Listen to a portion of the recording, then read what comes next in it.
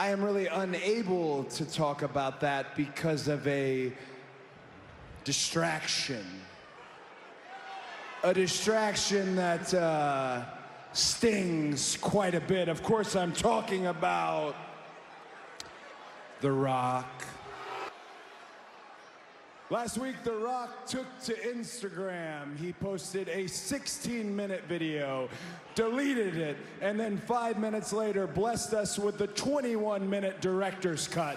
He then spoke at length on SmackDown. Let me sum it up for you. He called all of you meth heads. He talked about my dog, which, by the way, Rock, don't ever talk about my dog.